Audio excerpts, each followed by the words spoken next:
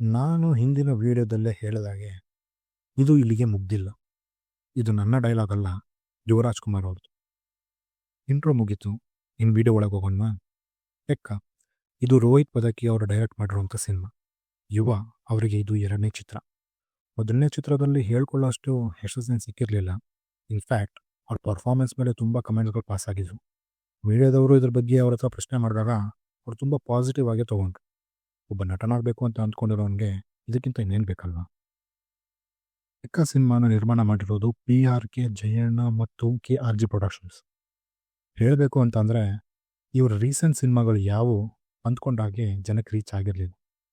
Same with case Rohit Padaki. ಮಾಡಿರೋ ಸಿನಿಮಾಗಳಿಗೆ ಒಳ್ಳೆ ಪ್ರಶಂಸೆ ಸಿಕ್ಕಿತ್ತೆ ಹೊರತು ಬಾಕ್ಸ್ ಆಫೀಸ್ನಲ್ಲಿ ಸೌಂಡ್ ಮಾಡಿರೋದು ತುಂಬ ಕಮ್ಮಿ. ಇದೆಲ್ಲ ಅಂದುಕೊಂಡಂತೆ ಆಗಿದ್ದಿದ್ರೆ ಈ ಚಿತ್ರ ಜೂನ್ 5ಕ್ಕೆ ರಿಲೀಸ್ ಆಗಬೇಕಾಗಿತ್ತು. ಆದರೆ ಈಗ ಚಿತ್ರತಂಡದಿಂದ ಹೊಸ ಅಪ್ಡೇಟ್ ಬಂದಿದೆ.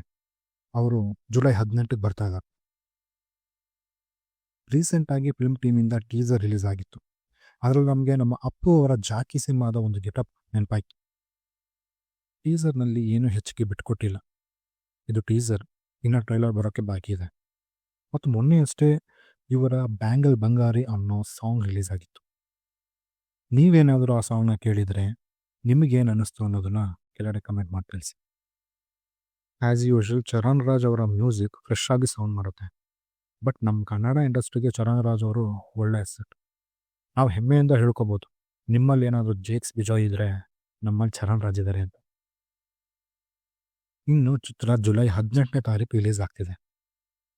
ಇನ್ನು ಟ್ರೈಲರ್ ಬರೋಕ್ಕೆ ಬಾಕಿ ಇದೆ. ಆದಷ್ಟು ಬೇಗ ಪ್ರಮೋಷನ್ಸ್ಗಳು ಸ್ಟಾರ್ಟ್ ಮಾಡಲಿ. ಯುವ, ರೋಹಿತ್ ಹಾಗೂ ಕಾರ್ತಿಕ್ ಅವರಿಗೆ ಒಳ್ಳೆಯದಾಗಲಿ ಅಂತ ಹೇಳ್ತಾ ವಿಡಿಯೋನ ಮುಗಿಸುವಂಥ ಸಮಯ ಆಯಿತು. ನಾನಿನ್ನೂ ಹೋಗ್ಬಿಟ್ಟು ಬರ್ತೀನಿ.